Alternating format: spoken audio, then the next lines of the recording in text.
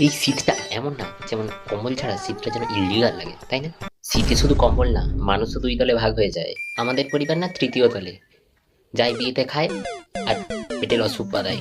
এই ঠান্ডায় আর কি মরতে এসেছে এখানে। নমস্কার। শীত তো না না কাকা, এটা এসিড ফ্রি ট্রায়াল ভার্সন। কে এসেছে রে? ডাকাত নাকি বিয়ের সম্বন্ধ? বিয়ের নেমন্তন্ন? বিয়ে? কোথায়? কার? কত বড় ঘর? মা এমন খুশি না যেন বিয়েটা আমার হচ্ছে। আমার ভাইপোর বিয়ে এ মাসেই। মানে খাবার গরম বডি ঠান্ডা। একদম। মেনু কি কি? বিরিয়ানি, কষা মাংস, মাছ, মিষ্টি, এসবই আর কি, বিয়ে বাড়িতে যা হয় আর কি ওইসব। ঠিক আছে ঠিক আছে, আমরা যাবো। মা, বরকে জানো? কনেটাকে জানো? কে? আরে খাবার জানি, তাই যথেষ্ট। কে এসেছে? বিয়ের নিমন্ত্রণ। খাবে তো? খাওয়াবো।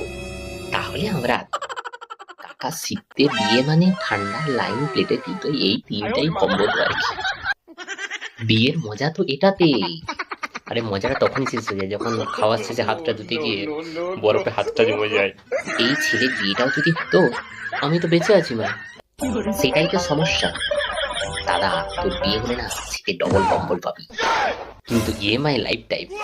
আগে মানুষ বিয়ে করতো ভালোবেসে, এখন বিরিয়ানি খাওয়ার জন্য মানুষকে ডাকছে। চুপ করো।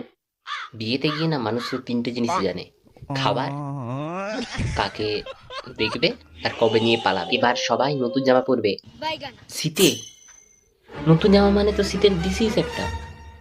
আমি আগে যে বিয়েটাতে খেতে গেছিলাম না, সেটারই জামার গন্ধের একটা বিশাল ইতিহাস আছে। চুপ। কিন্তু একটা না সমস্যা আছে। খাবার রাত দুটোর আগে পাওয়া যাবে না। মানে আমরা লাইনে দাঁড়িয়ে মরবো? আমার আত্মা বাবা আগে বেরিয়ে যাবে, আমি যাবো না। দুটো মানে 26 ঘন্টা? কিন্তু বিরিয়ানিটা তো শেষ পাবো। তাহলে আমি আসছি, আপনারা আসবেন কিন্তু। হ্যাঁ, যদি বেঁচে থাকি অবশ্যই যাব। যাব যাব, যেতে হতে হবেই। সামাজিকতা রক্ষা করতে হবে না? আমি তো যাব খাবার খেতে। আমি যাবো না সার্ভাইভালের জন্য।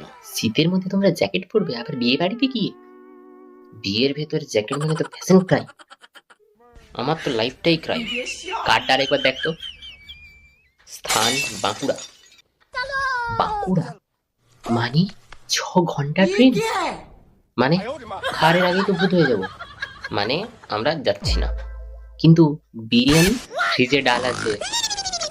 ডাল, বাঁকুড়া। শীতকালে বিয়ে বাড়ি মানে শুধু খাবারের লোক আর ঘরে এসে মুড়ি দেওয়া।